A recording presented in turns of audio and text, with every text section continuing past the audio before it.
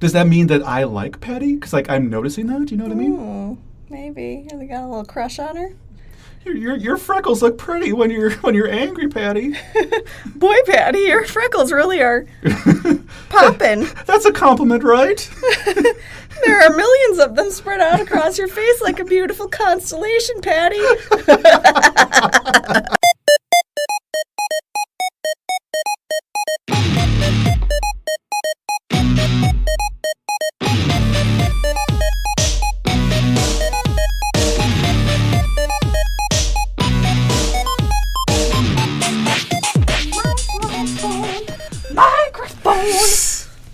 Bonk. Microphone. Am I picking up or? Yeah. Okay. I see it. I see you. I see All you, right. baby. I have a special intro for today's Yep. spooktacular Ooh. surprise. Well, boo scare and morning and welcome everyone to Boo, scare, and warning. And welcome. I don't know. That's you still want to welcome people. It's important. Come on in. Oh, my name's Peter. So my name's Peter. I'm a librarian. My name's Abby. I'm also a librarian. And we are going through every Choose Your Own Adventure book. Learning along the way. Growing as individuals. Not really. Not really. We're kind of I've heard regressing. Yeah. But today, we got a spooky surprise. We're growing backwards. We're ingrown. Ooh. Oh, no. Cut that out in post. Today, for a little bit of a spooky surprise, thought we would do one of the Give Yourself Goosebumps books. Goosebumps! Goosebumps. So, this was written by R.L. Stine back in 1995. Oh, man. I wish it was 1999. So you could just sing the song? Is that the only reason? No, because it rhymes with R.L. Stine. Oh. In 1999. Would have been cute. Well, I'm sorry to disappoint you. It's okay. All right. Wait, what year did it come out? 95. Okay. How old were you? I would have been 10-ish. Okay. So what's your relationship with Goosebumps? I love Goosebumps.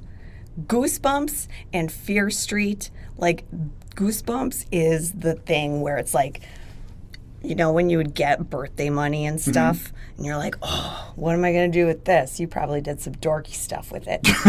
I did cool stuff, like spend it all on Goosebumps. Spend it on books? Is that cool? Yeah. Okay, fair enough. Obviously. Very right. cool. When it's on Goosebumps, it's cool. So I loved Goosebumps as a kid. I read it all the time. I read all of them. And then when I got a little older, I was like, sweet. He has some for older kids. I read a ton of Fear Street, like graduated right into those. I am a huge fan. Did you have a particular title that you liked the most? Well, I loved Night of the Living Dummy. Did you really? I really did. I thought it was really spooky. Why that one in particular? I think ventriloquist dummies are really creepy. But they're just creepy in general. Yeah, they're super creepy. You didn't really reinvent the wheel in that one. No, exactly. He had so little work to do. But I think in that way it was perfect because he really understood what kids are creeped out by and was like, hey, this is easy. I could do this forever. But, And he kind of did. But yeah, Fear Street ones were really what I got into. Like I read the Goosebumps books and I read them so fast. Like I would fly through them, like multiples in a day. And then I loved the Fear Street books, especially like the origin of Fear Street ones, like the ones that they made into the Netflix movies. Yeah, I didn't watch that. Shut up! They're so good. Oh my god, they're amazing. Okay, well, fun. Check them out. They're really good. So yeah, I read a lot of the Goosebumps as well. One of my favorite ones was the superhero one, Attack of the Mutants. Okay, yeah. I didn't really read the Fear Streets. I think I read one, and I was like, I think I'm kind of over this.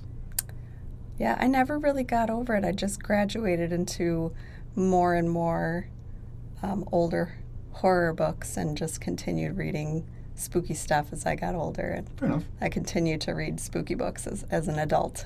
It's my genre. It's my genre. I don't say genre, really. I say genre, but Genre. genre. Genre sounds like a very fancy, like, French waiter. Yeah, exactly. My name is Genre. I'll be taking care of you today. Genre, people don't know this, is Jean-Claude Van Damme's younger brother. No. Genre. Genre Van Damme. Van. Yeah. So. Well, this is all gold. He does splits, but the opposite way. Jean-Claude I was gonna say he just splits with his hands. He just puts his hands out, his arms out. He's like, I can do the arm splits. Everyone's like, good job, genre. Good job. Good job. I'm just as good as you. I can do it too.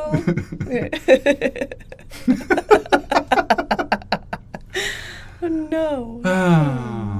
Well, so this is Goosebumps. Goosebumps. So Give Yourself Goosebumps, number 1. Escape from the Carnival of Horrors. So written in 95, which is odd because this is kind of when the Choose Your Own Adventure books kind of start to wind down a little bit. Because I think they go until like 99, 98. And then they're kind of like, no one is reading these anymore. We're kind of done.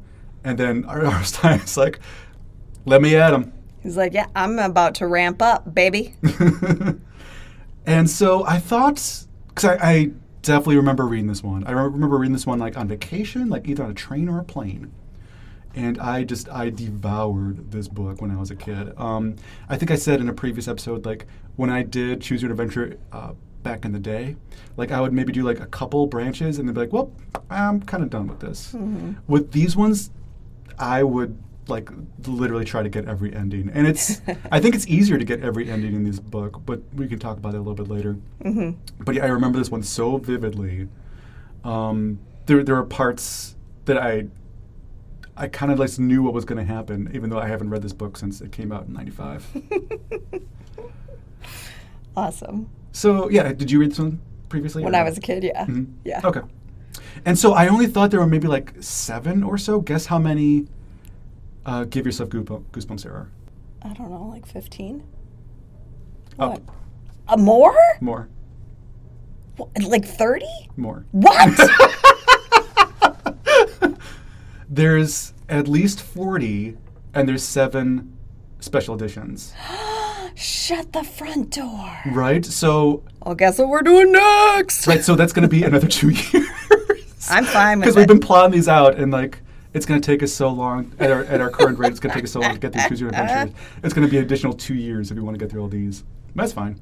So yeah, there was, I think, 42 main ones, and then there was going to be a 43rd, but then Goosebumps and another publisher and Stine kind of got into a lawsuit. I'm not 100% sure what it was about. We can maybe talk more about it on another podcast. Okay. But basically what happened was, I guess, like the movie rights and the TV rights were into question. Plus, also, I think Scholastic was mad at Stine for using some ghostwriters. Ooh. But, so... He's R.L. Stine. He could do whatever he wants. Well, exactly. And also, ghostwriters, it's spooky. Yeah. Ooh. I mean, it's part of the brand. Exactly. Hello. But I guess Scholastic was mad that they felt that Stine was using ghostwriters all the time, and that's why they caused like this dip in sales, and like in late 90s they lost a lot of money. Well, not a lot, they didn't make as much money. Gotcha. But I guess Stine has argued that yes, he did use ghostwriters, but it was mainly just for outlines, and then he would basically fill in the blanks. Okay. Because I mean, he was churning out so many books that he kind of had to a little bit. Yeah, man. I mean, they're giving him this demanding publication schedule. Like, right. He's got to fill it in somehow. I think that he should take down the capitalist pigs any way he can. So I support it. I support it. I support you, R.L. Stine. You do you. You do you, boo-boo. Get a picnic basket, is that what you're referencing? Hey, boo-boo. Well, so let's do choose your own summary. Yes. So, Abby, same as usual. You're going to give a 6-second summary of this book, but you're going to choose how you want to do it. So I'm going to give you 2 spooktacular options. Okay. So option 1, I was really excited for these options. I know, you told me ahead of time how pumped you were, and I've been like anxiously awaiting this. So option 1 is you have to do spooky puns while describing it, but like as many spooky puns as you can. Oh, gross. Okay. You love puns. Why is that gross? I do. I just don't know if I can come up with them on command. I'm not your trained monkey. Since when? I don't know. You can't tell me what to do. All right. Well, then it sounds like that's out. Well, so what's the other option? Option 2 is, like I said, I read this as a 10-year-old or so. So you have to describe it as either 10-year-old Peter or late 30s Peter. Or you can do both, whatever you want to do. So I think I know what option you're taking. Oh my God. I want to do it so, I want to do that so bad. All right. I want to do it in my Peter voice.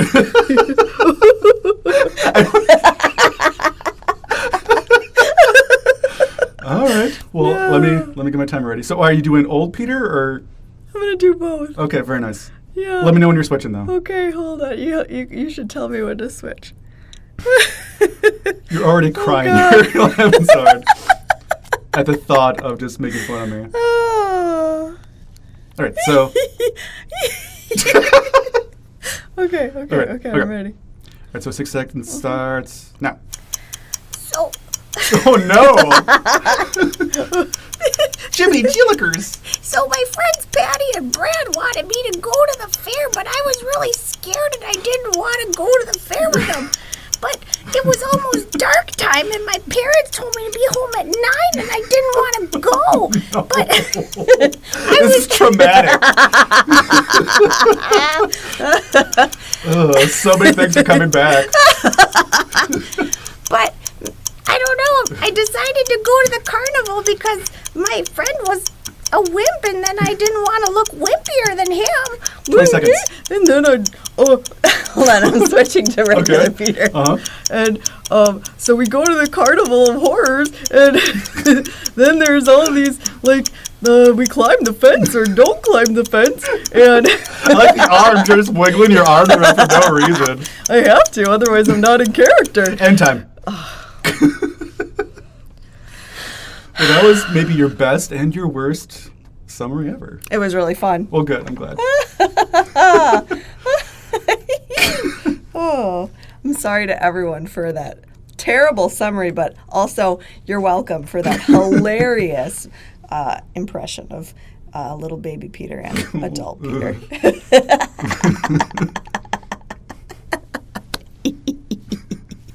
Your parents will listen to that and be like, parents this aren't is listening to this. accurate. This sounds My parents are not going to listen Your to this. sister's going to listen to it and be like, I don't know if that's she right. listens either. Come on. I think you're my only friend that like. And then he just stops. I'm your only friend? Well, that too, but I think you're my only friend that listens. Okay. One of my bosses listens, Oh, which sweet. is very nice. So, That shout is out to really Andy. nice. This episode's for him. What up, Andy? Hey, Andy in the house. Andy! So that's the start of this book. So it starts off with you have 2 friends. Mm-hmm. You have Brad and you have Patty.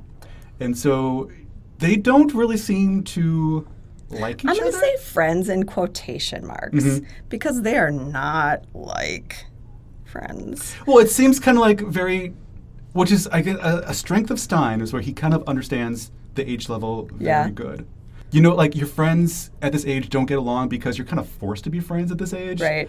And like You can't really pick your friends. You can't really pick your friends yet. by location and Yeah, the school and like, your parents work where they work and live where Exactly. they live. And So you're kind of just, a lot of times, just being a child is just being stuck with the choices that Right. that are given to you. So you have these 2 friends, Brad and Patty. and they're your two best friends, and they argue all the time. Yeah. Brad is a wimp. He's described as a wimp. And then Patty is bossy. She makes most of the big decisions. And I love that when she's complaining, her freckles are more like obvious on her face. Right, which I thought like, because as a kid I would have been like, does that mean that I like Patty? Because like I'm noticing that. Do you know what I mean? Maybe. Have you got a little crush on her? Your freckles look pretty when you're angry, Patty. Boy, Patty, your freckles really are popping. That's a compliment, right? There are millions of them spread out across your face like a beautiful constellation, Patty. Oh, right. So I love you, Patty. Patty mayonnaise. Right. So yeah, Patty is bossy, but you don't mind. It's no big deal. Which again, that's very much me. Both then and now. It's just like, it's not a big deal. That's fine. So yeah, it's hard to win a fight with her. And Brad doesn't try because he's a wimp. So there's nothing to do around the town. Yeah, which rang very true for me growing up in the Midwest here in a small town where there is nothing to do. Yeah, I was like, oh yeah, there's nothing to do. Yeah. And you hate your friends. Yeah. No offense to my many friends who listen to this podcast. I love you. Mwah! So I think it was... Oh, so yeah, Patty comes up with the idea of going to the carnival that's set up. And you say, well, we can't because it's dark out. And then Brad calls you a wimp. Yeah, and you're like, what? The wimp just called me a wimp? You have the gall? Yeah. Brad, you have the gall to call me a wimp? And then you're like, I can't look like a total wimp by doing the wimpy thing when the wimp just called me a wimp. No one wants to be Brad. No, I can't be brattier than Brad. Oh my gosh. Wimp is thrown around in this book a lot. Which, yes. Which is very mid-90s. Well, there's worse words to use, so. But it's like, I love that that's like the worst thing that the guys are called in this book. It's very, like this is a good 90s schoolyard insult for a dude. Well, I guess it's the third character, you as the reader, isn't given a gender. No. As opposed to the Choose Your Own Adventure books, which the text doesn't give you a gender, but the pictures often do. Yeah, and there's no pictures really. There's Right. like What one do you diagram. think about that? I'm cool with it. There's one diagram in the thing, but there's really no other pictures. So Right. I actually like that because it lets you as the reader really insert yourself into the story better. You don't, keep thinking of yourself as a 12-year-old girl or, a 12-year-old boy or an androgynous whatever. You're like, oh yeah, it's just me. So you were just thinking of yourself as like a 40-year-old, like hanging out with these two kids. Yeah. I was like, yep, me and my young friends. Perfect. Okay. It worked. So yeah, you go to the fair, and you're thinking it's going to be the same old fair with the same kiddie rides. There's a train called the Terror Track, but it's a baby choo-choo train. Oh my gosh. And we're big kids. Yeah, we're not babies. I'm not a baby. So yeah, you go over to Bennett's Field, and, well, wouldn't you know it, there's a new carnival in town, and all the lights are on. And so from right there, you can decide to go home, or you can climb the fence. Yeah. And so guess what Mr. Peter decided to do? Oh my gosh. I wanted to go home right away. I knew I it. was like, it's dark. I'm not going You're like, home. Mom said I had to be home by 9. And it's almost 9. I gotta go back. Do not like that voice. Well, that's how you sound. Sorry, man. So, yeah, if you decide to go home, R.L. Stine has you covered. He's like, well, Patty makes all the decisions anyway. So you're kind of boned. forced. You're boned. So you're forced to climb over the fence. And then so you climb over the fence, everything is on, and you run into Big Al. Yeah. And so, yeah, Big Al is kind of the manager. Yep, he's the manager. And then so from there, it branches off into two main stories. You can either go to the ride side. That's like plot A. Yep. Or you can go and do like the midway with all the games. It's like plot B. Yeah. And I guess it's not necessarily fair to grade this book to the Choose Your Own Adventure books because No. this is written like 14 years after the fact. Right. But R.L. Stine knows what he's doing with these books. Yeah. This, like, especially in comparison to the early Choose Your Own Adventure books, this is like a whole different game. Yes. It's like reading Twilight and then reading Tolstoy and being like, this is the same thing. They're both They're writers. both books. They're both books by writers. Like, no, not even close. Like, it's just not like R.L. Stine is like Tolstoy in the writing world or anything. No offense to R.L. Stine. R.L. Stine is phenomenal. I'm just saying, like, the Night and day. paths and the decisions that you get to make are like so much more complex, and they weave back and forth in on themselves. Yes. In So- just so much more fun ways. But it's complex, like you said, but it's also simplified. Yeah. Because it's two branches. There's A plot, there's a B plot. There's an additional C plot later on, but we can get to that later. But it's not like the Choose Your Own Adventure books where it's kind of like it fans out in this weird way. It's, story A, story B, pick one, and then from there there's different choices. And they don't really collide with each other, usually. yeah. So it is more complex, but it's simple. The whole format is simplified. Yeah. Plus, what I also appreciated was you actually wanted to like turn the page every single time. Every single page is basically almost like a short story, and every page ends on a cliffhanger, more or Yeah. less. So you want to turn the page, even if like there's not a choice to be made. You still want to turn that page. Like there was one where you're on this like log flume, and it ends with like you're hearing splashing, and like what's that sound? Right. And then so you turn the page and you find out it's a tree, and then it's this more like kind of spooky setting, and then the tree all of a sudden at the end of the page grabs you, and then you have to turn the page to see what happens again. So Right. basically every page ends like that. Fun. Yeah. So it's kind of night and day to how the Choose Your Own Adventure books are written. Totally. So do you want to get to my first path wasn't necessarily the most interesting, I think. There's only 20 endings, which may be a good thing, maybe a bad thing. I think it's a good thing.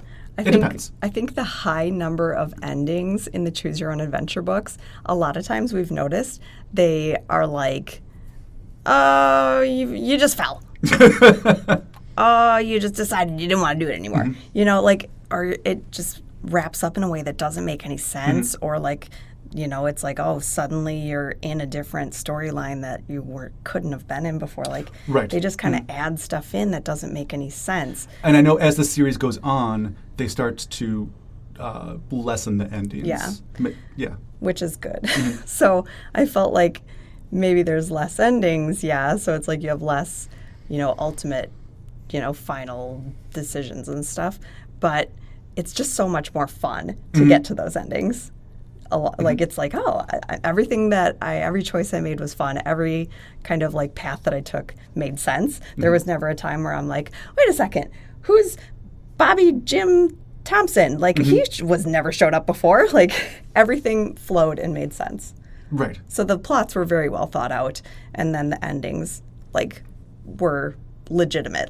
It wasn't just like, oh, you just fell off a cliff randomly. Right. They felt earned, but they also just felt fun. Yeah. There's a whole Goosebumps wiki, because of course there is. And it had every single ending on there and how to get to that ending, which I've never been able to find like an equivalent for Choose Your Own Adventure. Yeah. But apparently there's only 2 good endings. The rest are all negative. I got to a good ending on my I don't first know if run through. Oh, did you really? Yeah. Oh, so how about really quickly, if you want to explain Sure. your run through really quick. Okay, so for my first run through, I did decide to go climb, ride there, climb the fence.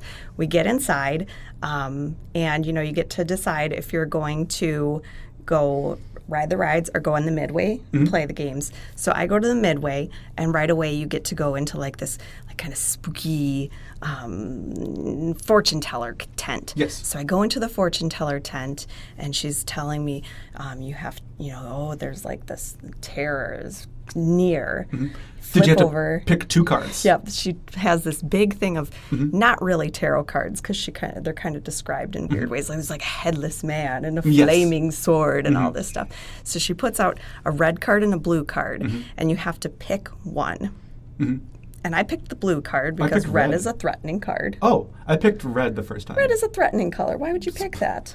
But it's also the hungry color. That's why McDonald's Oh my is red. gosh, that's ridiculous. I picked blue because blue is a safe color. Fair enough. So I picked blue, and the blue color, when you flip that blue card over, it has a message on the back that says, "Oh, come to our tent. You need to help us. Please help us." Signed, the Freaks. And that's how to get to the plot C. Ooh. I think it's the only way to get there. Yeah, this is my good ending. So. Oh, but really quick, if I could talk about the red card, because I picked the red card. Yeah. And with Oh, the yeah, red I went to card, that one too, Oh, okay. With the eventually. red card, it says, "Hey, here are your numbers, 1, 3, 2. Just remember those numbers. Those numbers might save your life." You realize later on, it tells you that you can actually go to page 132, but just inherently you can just go to 132, and it's a page number. That's just so genius that it's just it's not necessarily explained what the 132 is, but just through you can just kind of intuit what it is. And then so you go to page 132, it's a magical time locker, and then you basically get spit out to the beginning of the book, but you basically have to like repeat, constantly repeat. So it's a bad ending technically. Oh yeah. You're So just I mean stuck in time. Yeah. Stuck in time. No. But anyway, I'm sorry, blue card. So when you flip over the blue card, there's a message from the Freaks that says, "Please come and save us, help us, come to the back of our tent tonight." So you go to the tent. I go to their tent, and I'm like, "Okay, I'm here with Brad and Patty. We gotta go help these freaks." And they're like, "Oh, it's the freak show." Brad's like all wimpy, and he doesn't want to go. And you're like, "Oh, it's the people, the 2-headed man and the snake lady and the bearded lady and blah, blah, blah." So you go there, and then the freaks are like, you can't be here. You got to run. Big Al's coming. He's keeping us here prisoner." They're all locked in cages. So you are like, you can decide. You can decide to run, or you can decide to stay and stand up to Big Al. And I am an empowered woman, and so I was like, I'm gonna stay and I'm gonna stand up to Big Al. So I did. I stayed there, and Big Al comes in, and I was like, "Hey, you can't keep these people prisoner. That is so not cool." And he's like, "They told you they're prisoners. They're just messing with you. Ha ha ha. They can get out whenever they want." And he unlocks the cages. And then the snake lady, who has snakes all over her, is like, "It's a trap. Don't listen to him." Because she's a snake lady. And But you didn't say don't listen. yes, she did. But you didn't. Yeah, say whatever. that. I'm trying to go fast. Fair enough. So, you told me to go fast. So anyway, then he's like, "She's just tricking you. You come with me." So, so then you have to decide: are you going to trust the snake lady, or are you going to go with Big Al? So I decided I'm going to trust the snake lady. When someone says something hurts them, we believe them. And so I stayed with the snake lady, and I said to Big Al, "No, I believe her. I trust her." And she betrayed me. Oh no. Yeah. So she was with him, and they tossed me and my friends into the cell with the giant man. And I'm there with the giant man, and the giant man is like also a prisoner there, I guess. And I was like, I have a really wild idea. And I turned to the giant man, and I'm like, "You must be a real wimp."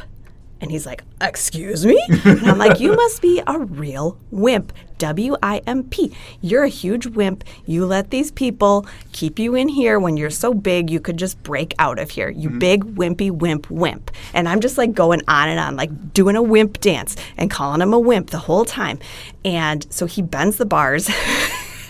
And we all get out, and I'm like, "You're such a wimp, you won't even free everybody else, you big wimp." And so he unlocks all the cages, and then he's like, "All right, we got to go now, otherwise Big Al's going to catch us." And then I take all of the freaks, and I bring them home with me. And I'm like, and the ending is seriously like, "I hope that your parents like visitors, because they're going to have a bunch of new family members soon."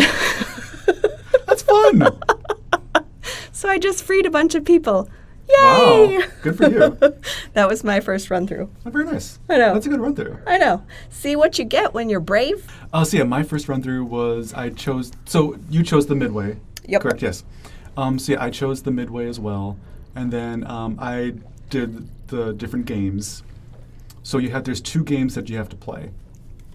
There's the Guess Your Weight on Mars game, and then there's like the spinny game that you have to play, which again is so awesome of Stine to actually kind of make this The spinning game is awesome. right, because there's actual diagram of like a wheel, and you have to like close your eyes and like spin around and shoot whatever you land on. That's Right. the page you have to do, It's very smart. which is light years away from the Choose Your Own Adventure Oh, books. yeah. So yeah, I did that and I passed that. And then I did the Choose Your Weight on Mars. Yeah, it's on 9. So you've got to figure out what your weight on Mars is fast. But how? Oh, yeah, the math problem. There's a math problem. It reads, the gravity on Mars is almost 40% of what it is on Earth. So multiply your real Earth weight by 4. Now drop off the last digit. For example, if you weigh 90 pounds, 9 times 4 equals 360. And dropping off the last digit, you're 36 for your weight on Mars. And I wrote down, math is the real horror in this book. I was like, I don't want to do math. And he even said, like, if you don't want to do math, that's fine, just guess. So yeah, if the lady did end up choosing your correct weight on Mars, you get launched into space. Oh, my gosh. And you have Yeah, to live on Mars. That's so fun. that was fun. So yeah, I passed both tests in the games, and you have to do the final game, where it's, I think they call it sudden death because puns, and I think you just have to pick like a random page out of 3, and if you pick the wrong one, you get glued to Brad and Patty, Oh, my gosh. and you're in the middle of them, and they're still arguing. Human centipede. No, not like that. Okay, I was Not going to like say that. R.L. Stine came up with it. It was he originated the human centipede. No, I think it's kind of more of like a conjoined situation. Okay, like a So- side-by-side situation. Yeah, so it's either like surgery or glue, and Brad and Patty are arguing over which Still it sounds is. like a human centipede to me. I don't think that's what it is. It's still a book for kids. Okay, whatever. Human centipede. But it's so cool that he had that game mechanic in there of Yeah. Spin the wheel, Yeah, and then also the math problem in there too. right. And Very so yeah, clever. I guess every book, every Give Yourself Goosebumps book that he did has some sort of extra mechanic in there like that. Like either you have to like flip a coin or you have to roll a dice. See, that's really fun. That is fun. That's way more than any of these other jokers ever have tried to do. Did you get when you did the wheel, did you get the one where the free spin one? I did get free spin Yeah. So if you because if you it's get being, free spin, because it's being manned by a talking parrot. yes. So the wheel of chance thing is actually the wheel of no chance. Oh yes. I don't know if you guys. It's really funny. So you go over to the wheel of It's chance. especially funny if you explain why it's funny. Yeah. So if you go over to the wheel of chance instead of the guess your weight on Mars, you get over there and there's a parrot who's manning the thing. So you go over there, you do the little spinning trick thing with your eyes. If you land on free spin, then you go to that page and the wheel stops. The parrot latches onto your shoulder and he flies you up into the air like 50 feet high over a vulture nest full of babies. But what's also cool about it is there's 2 different options. Like if you have a chocolate bar in your pocket, Yes. which you win from one of the other games. So if you have this chocolate bar, you can give it to the parrot and potentially save your life. But if you don't, you have to turn to another page. So Yes. that's so clever of Stine Right. to come up with that. I think in the Choose Your Own Adventure books, they try to do that, but not to this success. Exactly. So, like for that, yeah, if he flies you up over to the vulture nest, if you had won a chocolate bar at a different game of chance, then you basically are going to be able to be okay. Mm-hmm. But if you haven't won that chocolate bar already at one of the other games of chance, then he drops you into the baby vulture nest. But it's like, it's so great. I love it. It's like their mouths are open. They're ready to peck you to death. But good news, they don't eat you because you fall out of the nest. And then it says, please close the book fast, or the next sound you will hear will be your body hitting the ground with an awesome thud. Thud! Not fast enough. Okay, don't go to pieces. Pull yourself together and prepare to visit the Carnival of Horrors again the next time you're brave enough to open this book. The end. I loved it. I loved it so much. So yeah, just the endings just feel so much more fun. Like, I want to open the book again Yeah, after exactly. that ending. Uh-huh. You get that ending and you're like, oh, heck yeah, I'm going to do this again. And just like the endings are just a lot more like silly and absurd as opposed to just abrupt and kind of tragic if you think about them too hard. Yeah. Like in Journey Under the Sea where you just suffocate. Yeah. Or some of the other books where it's just kind of like grisly ways to go, but this is just more silly. Yeah. There is one where you trampoline to death. Where like you just like are stuck on a giant trampoline and there's no way down. Oh my gosh. It's So great. you're just stuck on a trampoline. But yeah, it's really fun because they even the the midway plots, it's like they fold back in on themselves, and the ride ones, they kind of move you back and forth, and you're not always just moving forward, and it's really fun that way. I liked it. This really holds up, I think. Totally. Maybe not the freak show element obviously maybe hasn't aged the best, but I mean, it's a carnival. You kind of have to hold your nose and just kind of, yeah. Well, we just had the American Horror Story freak show. Oh, fair enough. I think the thing that holds up the least well is the wimp stuff, because, boys are allowed to feel their feelings, and there's all kinds of manhoods along the spectrum of masculinity. I agree. However, kids still do this, even though we've progressed so much. It's very true. It's still geared towards kids, and it's Definitely. problems that kids do have to deal with. It's true. Through this kind of silly lens. I think that, like I said, that's one of the strengths of Stine is he gets children and what they have to go through. So, yeah. I highly recommend this one. This was so much fun. Oh, yeah. I tried to look up some trivia for this one. Like I said, I found all the different branches and all the different good endings, bad endings. There wasn't a whole lot of trivia because I wanted to see what prompted him to do this, write these books. Money. Oh, it was money. Probably money. But I wasn't able to find why he wanted to ride this ride of Give Yourself Goosebumps. No, I was gonna say didn't know why he wanted to write Give Yourself Goosebumps. Apparently, he did write a game book previously. I wasn't able to find out what it was, but one of the trivia things was there was merch for this book, and so I want to show it to you really quick. So I had some Goosebumps merch. I had Goosebumps Pogs back in the day. Oh. I got it from the Scholastic.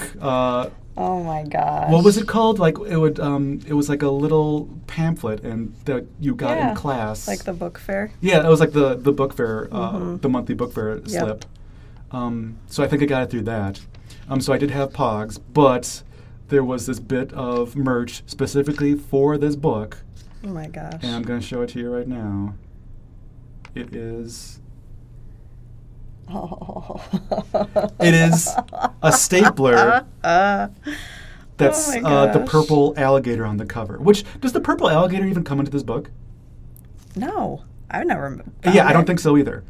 It's just on the cover. It's just on the cover. But there was a big purple alligator for as part of merch.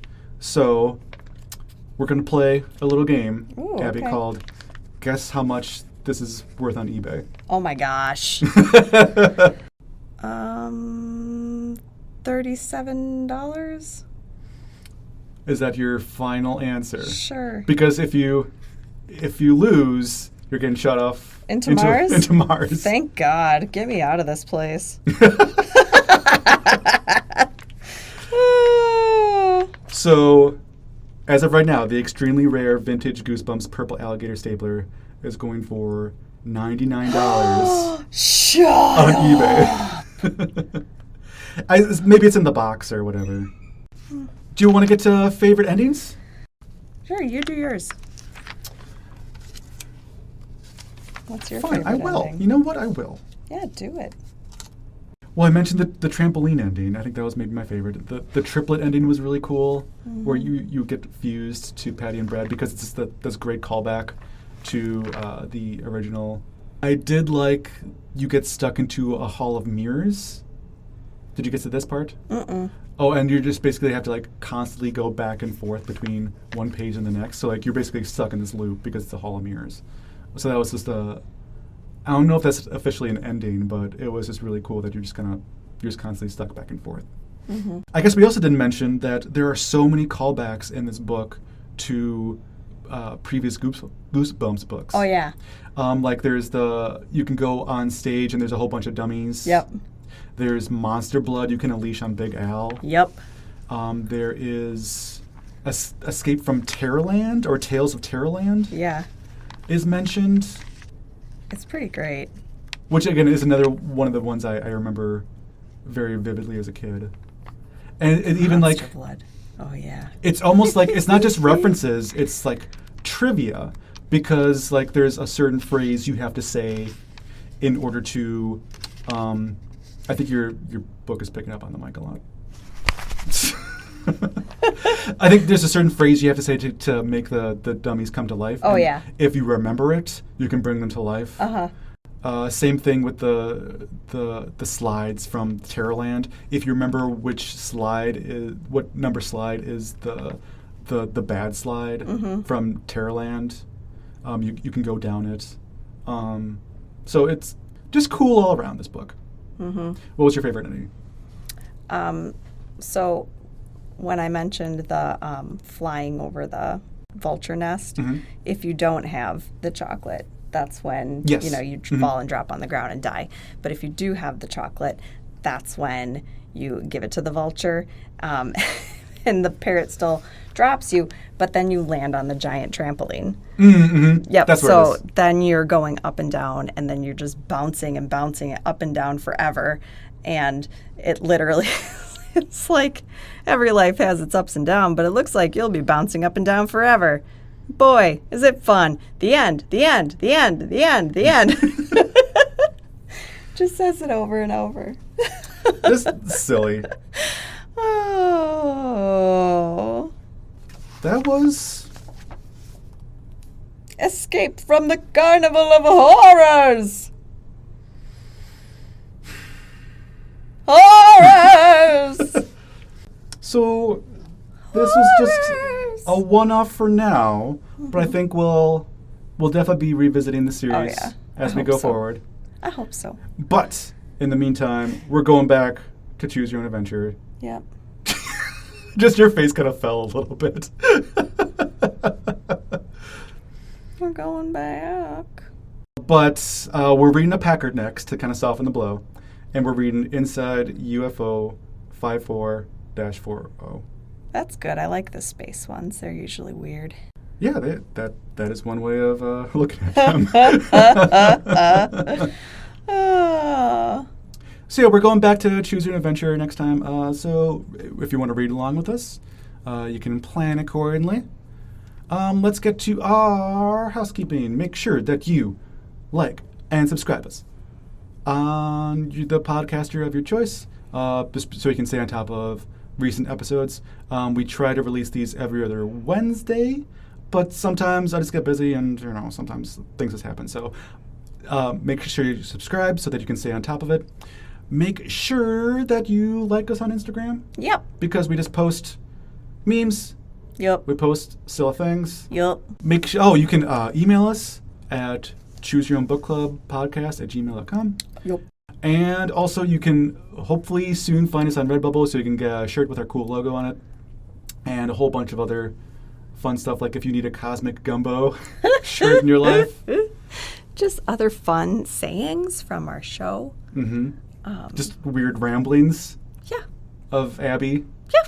Just the weird things that just come out of her mind. What? These are all completely normal things that people have said and said. Other people might say and think these things too. You know that's not true. I do know it's true. Other people, I'm sure, are thinking and saying things just like this. They just don't do it on a podcast. That's where the real money is. There's no money in this. Well, Sponsor me! well, R.L. Stine, give us your money! Adopt me! Dad!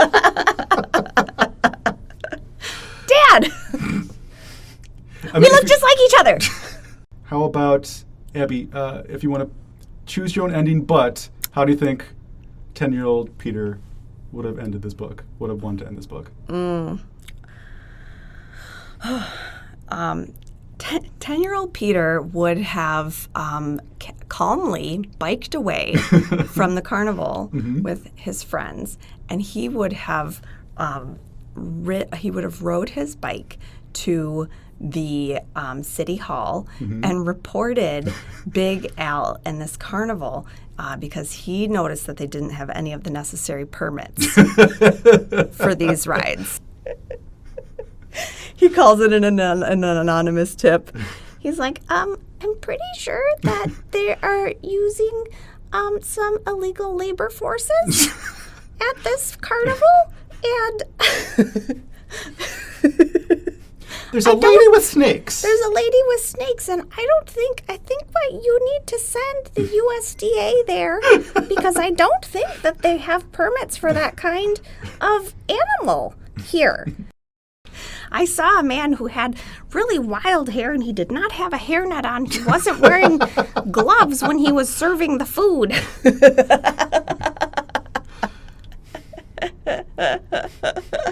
I could do this all day. So you're going to have to cut me off. All right, well, my name's Peter. I'm a librarian. My name is Little Peter. Oh, no. My name is Abby. I'm also a librarian. It's been Choose Your Own Book Club, everybody. Bye. Why are you laughing at that? I'm laughing at everything. Oh, okay, well, fine.